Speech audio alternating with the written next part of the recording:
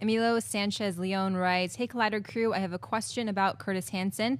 Coming out of the 90s and the early 2000s, he was one of the strongest directors we had around. LA Confidential and Wonder Boys are both excellent movies, and 8 Mile was very good too. Yet he disappeared for a while and resurfaced a year ago in an HBO movie. I was surprised to see his name in Too Big to Fail.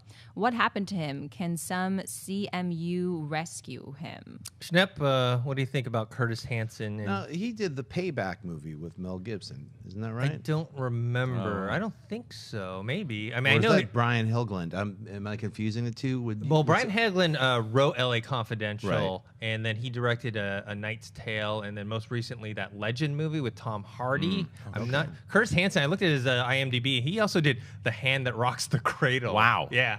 Wow. I liked Curtis Hanson. I mean, I wasn't a huge fan. I mean, 8 Mile, there was parts that were really good, and then some of it I thought was a little just okay. But I love L.A. Confidential. It's one of my favorites.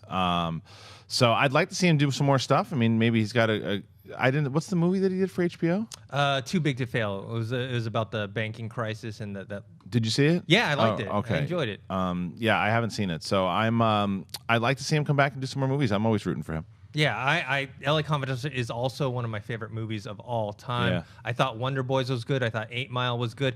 But I guess he had done he did that movie Lucky You with Eric Bana and who's the girl? I remember. And I forgot. But it was like some sort of romantic drama that was said about some gambling, and it didn't do well critically or financially. And then he also, I think he directed that Chasing Mavericks movie, the one with the Curtis surfing Hanson, one. Curtis Hanson did that? Yeah. Really? I think he did it. He might have co-directed it with Michael. I didn't like Apted. that movie at all. Yeah, so I don't think he's been on a very good run lately. No, Were you able to find out? No, he did not do that. He did do Chasing Mavericks, though. But yeah, for some reason I got him confused with someone else. But I don't know what happened to him. Sometimes people do have a great run and then they just take a break.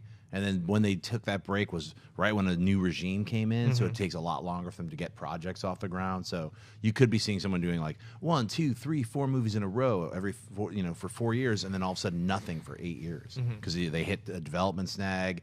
They might have been working on something for 2 years as a writer, and then that thing fell apart. So then they jumped over to something else, and that fell apart. That's all of a sudden 4 years. Then you get on something else, and it takes 4 years to get it out. There you get your 8 years, and you're like, what happened to that guy? I've been working the whole time.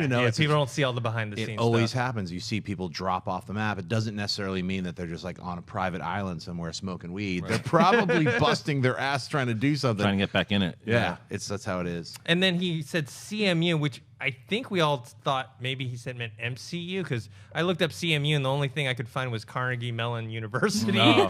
So I don't think he means that. Probably MCU, but I don't think Curtis Hanson fits the MCU.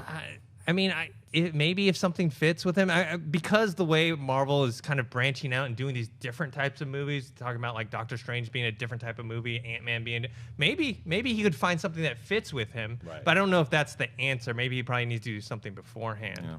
Hey guys, if you like this clip, click here to watch the entire episode. Also, make sure you subscribe to our YouTube channel because it'll help you stay up to date with all the stuff we've got going on here at Collider.